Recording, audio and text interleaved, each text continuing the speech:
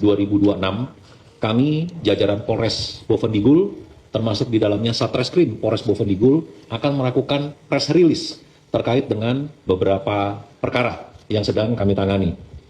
Adapun perkara yang akan kami rilis pada hari ini, yang pertama adalah terkait dengan adanya dugaan tindak pidana korupsi atau penyalahgunaan atau penggelapan dana uang.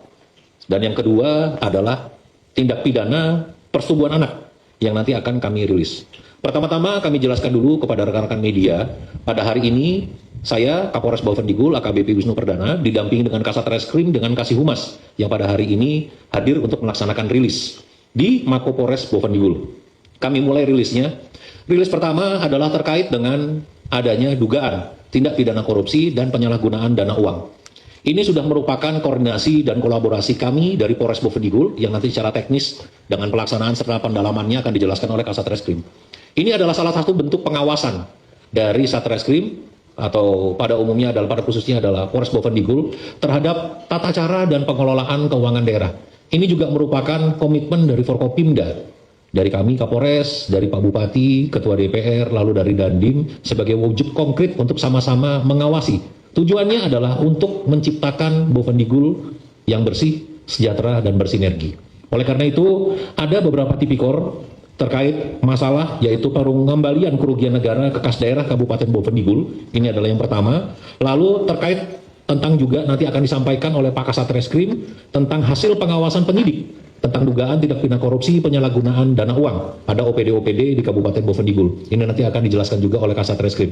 Yang perlu kami sampaikan selaku Kapolres di sini, tujuan lain dari press release ini adalah untuk memberikan pencerahan bagi masyarakat. Seperti kita ketahui bersama, banyak isu-isu yang beredar di masyarakat, terutama di media sosial. Ini yang nanti harus kami sampaikan penjelasan-penjelasannya. Tujuan kami adalah agar masyarakat juga percaya dan memberikan kepercayaan kepada Polri, khususnya Polres Bovendigul, untuk bisa bekerja secara profesional, transparan, dan akuntabel, serta dapat dipertanggungjawabkan secara hukum.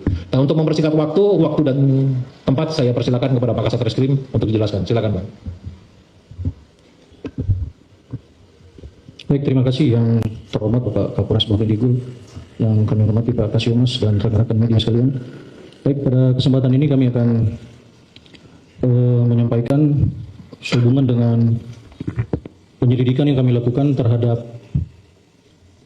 laporan informasi yang kami terima yang berkaitan dengan LHPBPK tahun 2024, di mana ada tiga item pekerjaan, 2 paket pekerjaan fisik, 1 pengadaan.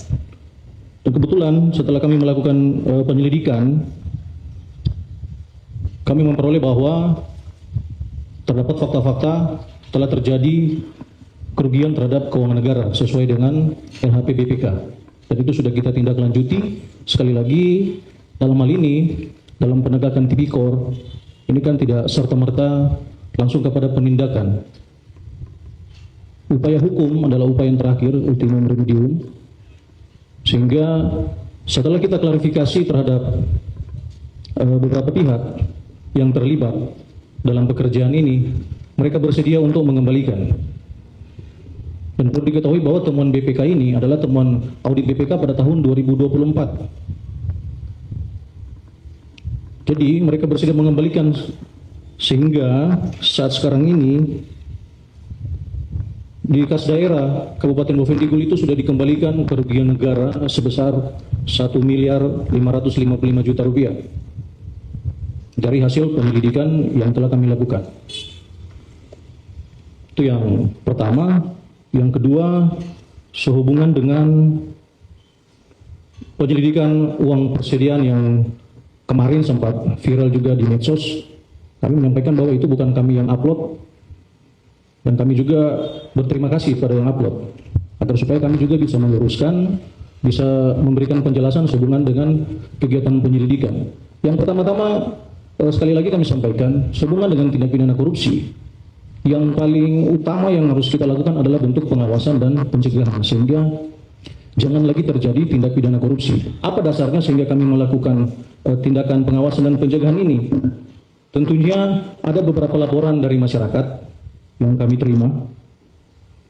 laporan ini dibuatkan ke Polres dalam bentuk tulisan. Ada pengaduannya. Dan kami sudah lakukan klarifikasi ke beberapa OPD. Dan dari hasil klarifikasi yang kami lakukan ini ada beberapa temuan, sehingga kami melakukan langkah-langkah pencegahan. Yang pertama, melakukan klarifikasi kepada OPD-OPD yang ada tentang penggunaan uang persediaan ini, UP. Nah, perlu kita kutip bersama bahwa untuk UP itu semua diatur dalam Permendagri 77 tahun 2020 tentang tata kelola keuangan daerah. Di situ semua diatur bahwa UP tidak bisa digunakan untuk pembiayaan tahun anggaran tahun yang sebelumnya. UP tahun 2026 itu digunakan untuk kegiatan operasional yang ada pada tahun 2026. Sekarang kalau sudah digunakan pada tahun 2026 UP-nya, terus kemudian menanggulangi kegiatan-kegiatan yang pada tahun 2025, pertanyaannya, yang anggaran yang tahun 2025 itu dikemanakan? Terus kemudian nanti untuk kegiatan tahun 2026 akan menggunakan anggaran yang mana? Nah, ini kegiatan-kegiatan seperti ini yang kami lakukan agar jangan sampai ke depannya terdapat lagi temuan berulang oleh BPK. Karena kami berbicara ini otomatis ada dasarnya. Ini ada temuan dari BPK juga. Itu dari tahun 2008 sampai tahun 2022. Ini. Jadi secara teknisnya otomatis kami akan melakukan penyelidikan. Kalau tahu misalnya ada dari teman-teman BPK yang ada inisiatif baik daripada OPD-OPD yang berdasarkan rekomendasi dari BPK untuk melakukan pengembalian, ya itu silakan saja. Itu yang perlu kami sampaikan. Terus yang berikutnya, kami sampaikan juga di sini bahwa sesuai dengan yang kemarin sempat viral bahwa Polres Bovendigul melalui Kasatreskrim meminta DPA, ya kan, dokumen pelaksanaan anggaran ke pemerintah daerah. Itu kami meminta itu secara resmi. Kami menyurat secara resmi kepada pemerintah daerah untuk meminta itu. Dan untuk dokumen DPA ini bisa kita ketahui bersama bahwa semua masyarakat ini bisa mengakses itu. Karena itu diatur dulu dalam Undang-Undang Nomor 14 Tahun 2008 tentang keterbukaan informasi publik. Kenapa sampai dokumen DPA itu bisa diakses? Itulah gunanya pengawasan supaya masyarakat juga bisa melihat berapa besar anggaran yang dikelola oleh pemerintah daerah dan kegunaannya untuk apa, sudah tepat sasaran atau tidak.